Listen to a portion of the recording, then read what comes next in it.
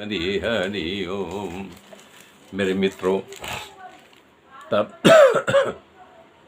करदम जी की बात सुन करके देवहूति ने कहा कि आप जैसे श्रेष्ठ और उत्तम पति के द्वारा संतान कौन नहीं प्राप्त करेगा। हमारी पुत्र प्राप्ति की जो है झंखना जगी हुई है, लेकिन ये शरीर हमारा दुर्बल हो गया है। हम आपको काम सुख देने में समर्थ नहीं है। ऐसा कुछ कीजिए कि हमारे अंदर शक्ति आ जाए। तो जब ऐसा उन्होंने सुना तो अपने योग्य शक्ति के बल पर एक विमान की रचना की।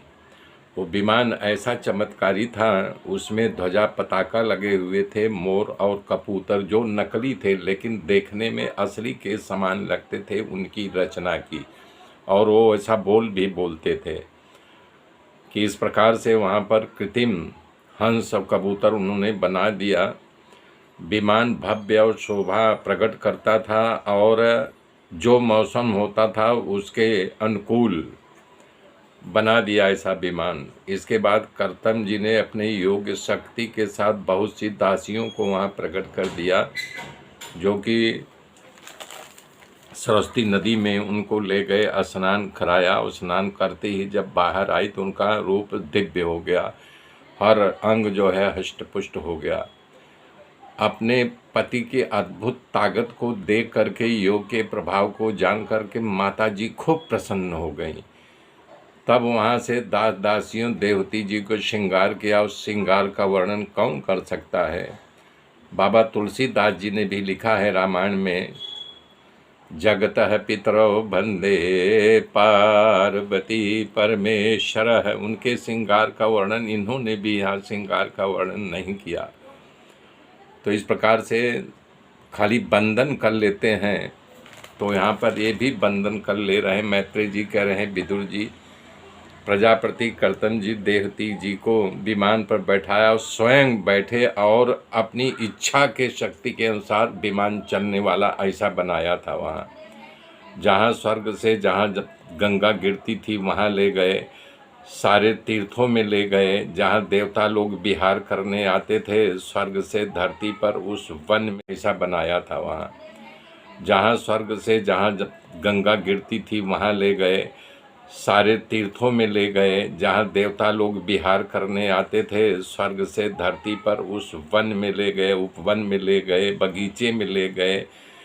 इसके बाद माता को घुमाते घुमाते ऋतुदान किया, तो उनके पेट में गर्भ आया। जो पैदा हुआ तो पहली कन्या थी। करदम जी ने सोचा चलो इसके बाद भगवान आए। जब भगवान ने कहा तो जरूर आएंगे।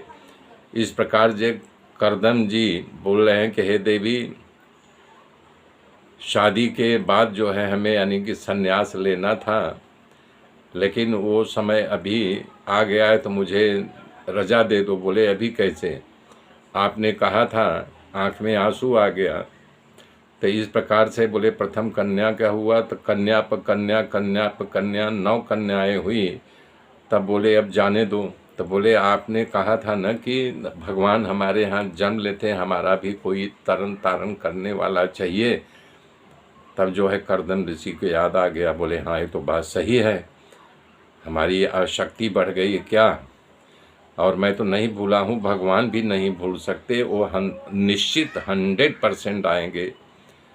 सजल नयन देवहूति जी ने करदम जी से कहा, हे स्वामी, आपकी प्रतीक्षा संन्यास लेगी की थी, परंतु मुझे खबर नहीं थी कि यहाँ 9 कन्याएं आ गई हैं।